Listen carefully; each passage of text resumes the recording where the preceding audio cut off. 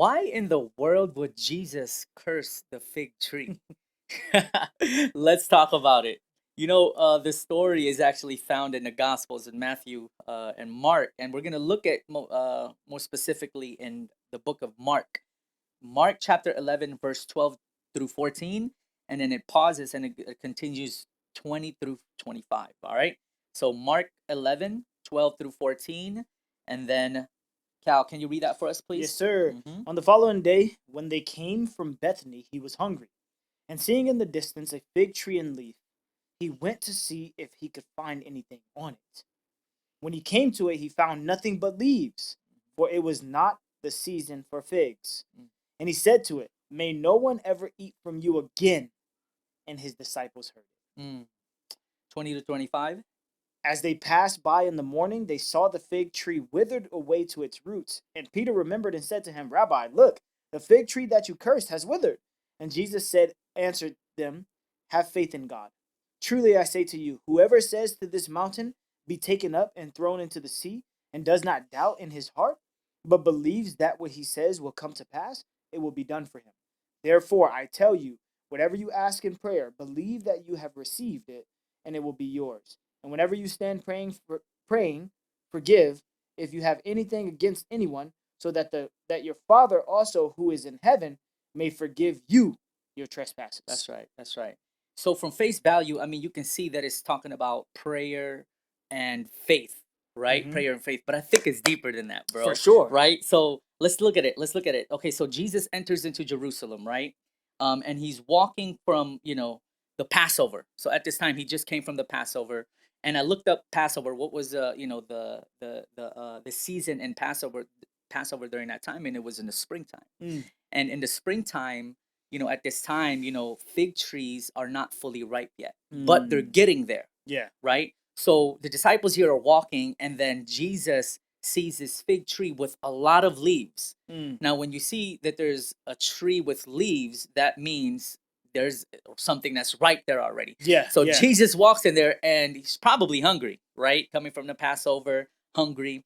And then he goes there and he looks, and he's like, man, I thought that this has some figs on it, Mm-hmm. but it did not have any. Mm. So hence Jesus, he curses the fig tree. And what do you think, bro? Like, why do you think that this happened?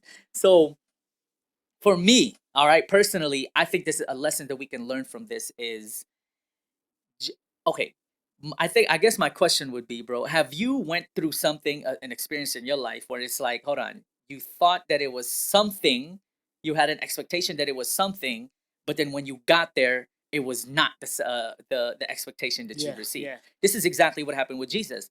For me, one of a story that I can remember is like, bro, I'm going through Yelp, right? There was one time I just literally went to Seattle. Yeah. Yeah. I went to Seattle. I'm like, man, I'm on some good vegan restaurant, right? And I like soul food, bro. One of my favorite vegan food is soul food. Mm. And I found one. And there's not many vegan soul food. Exactly. And I found one, and I'm just like, bro, good reviews. The food looked delicious. I mean, I was like, love, we're going to this. As soon as we got off the airport, bro, we went straight to there because I was hungry.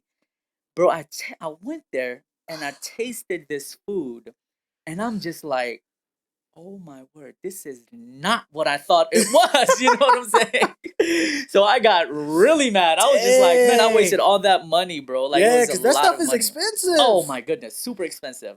And then I was just like, man, my wife was like, yeah, that was not good at all, too, huh? And I'm just like, so terrible. I know. So when you look at Jesus, when he saw it, he was just like, man, this look good. You know what I'm saying? And then when he looks, and it's just like, whoa, this isn't what it is. Like, there's nothing on this. And then so he curses it.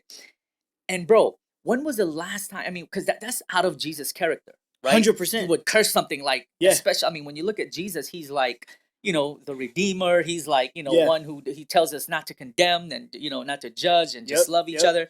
And I'm sure that came into the disciples' minds when he did it. 100%. They were Yeah. shocked. The They Bible were says like, that they were shocked. What the heck? Exactly. Why did he do this?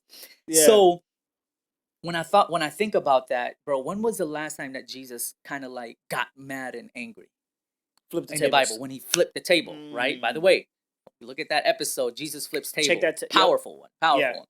But he flips the table, and then who was he? Who did he talk to, and he cursed that? not curse that, but he kind of like he Who got was he mad at. He directing said, that towards? you hypocrites, Yeah. right? You Pharisees. Yeah. So for me, when you look at this, when I went deeper in my study with this, it was a lesson for the disciples and for you and me today. Mm. And what he does not like is hypocrites, right? Is Mm. hypocrites. What are hypocrites? Hypocrites are someone who claim to be something and pretend to be something, Mm. but they're really not what that Yeah. thing that they claim to be, right? So Jesus, man, he cursed that tree, and it's like the same thing that he's saying. He's like, hey, listen, I don't like hypocrites, right? Mm. Because the Jews at that time, the Jews was the one that persecuted him, bro. Yeah. You know what I'm saying? They was the one that persecuted him, and then it's just like, man, Jesus is saying, listen, I do not like hypocrites, because he'd rather have you, bro, like, and say, go live in the world and be like, you know what? Hey, I smoke, I drink, I do this. I don't like God. He'd rather have that. He'd rather choose that than Yeah. someone who pretends to be, to have all the light and to think like, oh, I know the Bible and I know this and I know that, but the heart is actually wicked. And that You know what I'm saying? supports Mhm. what you're saying is supported in Revelation. In Mm. Revelation chapter 3, he tells the church of Laodicea, he says, you're lukewarm. I Right. wish you were either hot or cold, Exactly. but you're not. That's right. You're lukewarm. And so Lukewarm. that supports that. Actually, to add on to what you're saying, Yep. this was actually something in my study of this. I realized that Jesus was also directing this towards the Jews. Exactly. Yep. The Jews. He was exactly. directing this Now, towards the why Jews. the Jews? Because the Jews At that had time. turned off the Gentiles. Mhm. They were going against the Gentiles, which Mhm. would be the other people that were not them. Yep. So they were like, look, I'm God's people. Yep. And because I'm God's people, Yep. this is for me. Yep. And so what Jesus was like, let me show you.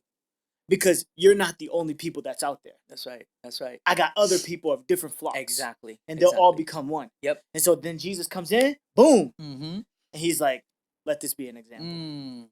It's an example for Mhm. sure, because when you look at the Jews back in those days, they were God's chosen people. Mhm. They had the light, they had the truth, quote unquote.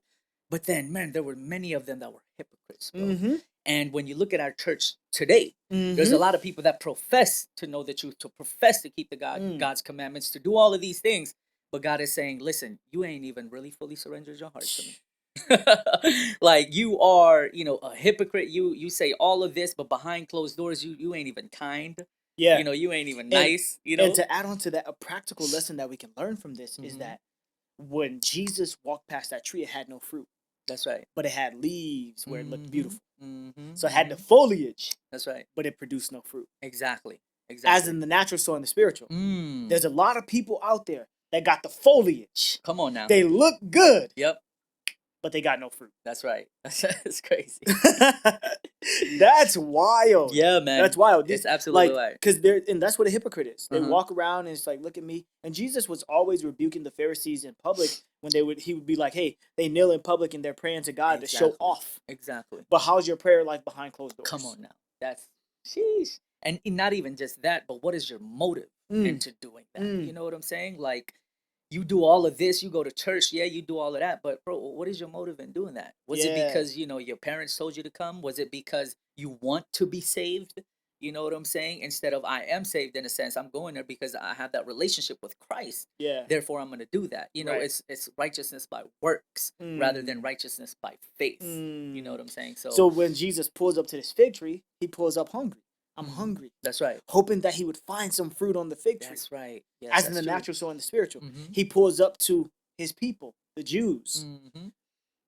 hoping that he find them Ah, hungering for his righteousness. people. His own people. Yep. Hoping that he find them hungering for his righteousness. Mhm. How does he find them?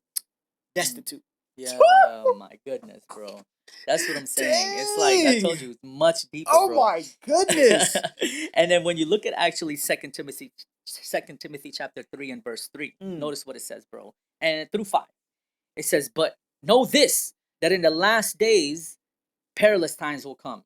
For men will be lovers of themselves, lovers of money, boasters, proud, blasphemers, disobedient to parents, unthankful, unholy, unloving, unforgiving, slanderers, without self-control, brutal, despisers of God, traitors, headstrong, haughty, lovers of pleasures, rather than lovers of God. And this is where it got me, bro, in verse 5.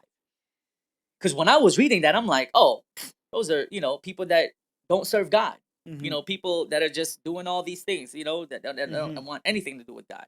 But bro, verse 5, it says, comma, having a form of godliness, but denying its power. And from such, the Bible says, people turn Turn away. away. So these people actually, bro, having a form of godliness are not the Gentiles. They're not. Gentiles don't do that, Yeah. right? The people that have a form of godliness are people who profess to be Christians, who profess to Yes. be Jews, Yes. bro. And so these actually people, bro, it's actually those who were Christians. And I Mhm. was just like, mercy. That's why God Mhm. says having a form of godliness but denying its Yeah. power. From such, Turn he away. says, turn away. Because it's like when you were reading those first Mm. 4 verses. Mm-hmm. When you look at that, it's like, man, okay, that's people in the world. Yep. But then it's like, let me tell you, number 5, from the church. Yep. Crazy, right? Having a form of godliness. Yep. They appear to be something that they're truly not. Exactly. Now, don't get me wrong. God is a loving God. He's merciful. But there are some things he really dislikes. Mhm. And one of those things that he really dislikes is hypocrisy. And I don't like it neither. It's like, for me, like, why do you need to be in church and fake it? Yeah. Why don't you just get out of church and do your own thing? You like, it doesn't make any sense to me. Why you Yeah. gotta? Because it's like, just don't be in church. You know what I'm Yeah. saying? Like, for me, I'm just, if I'm gonna go, if I'm gonna fake it out in church, why would I be in church and do that? I could just go in the world and Yeah. do that. You know what I'm saying? And be even more accepted. Exactly. You know, as Exactly. you're saying this, I'm thinking about, in my mind, I'm like, man, why does God hate hypocrisy so much? Mhm. And I think one of the reasons God hates hypocrisy so much Mhm. is because hypocrisy denies the power Mm. that God brings into your life to That's change true. you. That is So absolutely. it's really just showing that God's power that He's giving you, Yep. you're pretty much showing that it doesn't work. Mercy. Ah. Yeah. It's a bad representation, right? Exactly. And then the Absolutely. second thing is, Yeah. it represents Christ incorrectly. Incorrect. Very Yeah. incorrectly. Yep. Bro. Wow, that's Powerful. fire, yeah, bro. man. Yes. Wow. So now that's the first lesson, right? In this fig tree. Why Jesus cursed this fig tree? Because of hypocrisy. He was like, guys, I don't like hypocrisy. Right? That was a lesson for not only the Jews back in the day, but the spiritual Jews even now, spiritual Israel even now, for us Christians or what have you who claim to be Christians. It's like, be real, right? Just Yeah. be real. Like, don't fake it. Like, I hate fake people. And by the way, to those who want to be fake, people with discernment, and a lot of people have discernment, they can spot a fake They catch on person to it. a mile away. A You know mile what I'm away. saying? You just know, like, I'm not judging, but by their fruits, like what Yep. this Bible says. Yeah. The Bible verse says, "You shall know them." Mhm. You know what I'm saying? So there's no point to be fake, but just be real. Just be like, "Hey, listen, I don't have it. I don't have it all together. Like, man, I'm like, I need help just like you do." You know what I'm Mhm. saying? Like, why you gotta fake and be like, "Look, I got it all together. I look good. I look this." It's just like, be real. Just be real. You know what I'm saying? Now, that's the first lesson. The last lesson, bro, is, I think it's really, really important. And the last lesson is, what is the fruit that I am bearing? Sheesh. You see what I'm saying? Because it's easy for us to look at others, and even for myself, I don't want to be like that. I don't want, 'cause have you ever had a sermon preached and you're like, this sermon is fire? Man, I wish this person was here to hear that. You know what I'm saying, right? We be like that at times. And then it's like, no, that sermon was for you. Right. That was for you. You needed that. Right, God brought you right. there because you needed that. Right. So same thing with this. And the lesson, I think, for us is, hey, what fruits am I bearing? Matter of fact, do I have any even fruits? Or if I do have fruits, what is it that Yeah. I'm bearing? You know what I'm saying? Yeah. So that's a lesson, I believe. It's like, Hopefully they not withered up and dry. exactly, Yeah, right? yeah, And yeah. exactly. So for me, it's just like, self-examine, ask the Lord, Father, help me to bear the right fruit. And even if I'm not bearing fruit, Lord, help me to bear fruit, right? Help Come me on to now. bear fruit. So Come on now. those are lessons, I think, because our personal lives can look like we have it all together, Yeah. right? Especially for those who were brought up in the church or whose pastors, kids and stuff like that, they have this, this accountability that's, over their head. It's just like, no, we all have struggles. You know what I'm saying? Like, help us, Lord. Like, help us to get through this. Yeah. And we may have the leaves, all out, especially on Instagram. You know what I'm saying? I was just talking to a guy. He was like, man, RJ, why is it everything going well with, with those who are not in the church? And it's like, yeah, because that's what they're gonna show you on Right. their Instagram, on their Right. Facebook, on their platform. They ain't gonna show you the things behind closed doors. Yeah. You know what I'm saying? They're gonna show you what they want to show you. Yep. Right. Yep. So it's like, what are the leaves that I have, and really seeking out to God, search me, oh God, and know my heart. Try me and know my thoughts. See if there be any wicked way in me, and lead me in the way everlasting. So those are the two lessons that I would see. Man. Why Jesus cursed the fig tree. Mm-hmm. Also, if you're wondering how can I go deeper in my relationship with God, check out our episode on Nicodemus. It's right here. And then also make sure you hit that subscribe.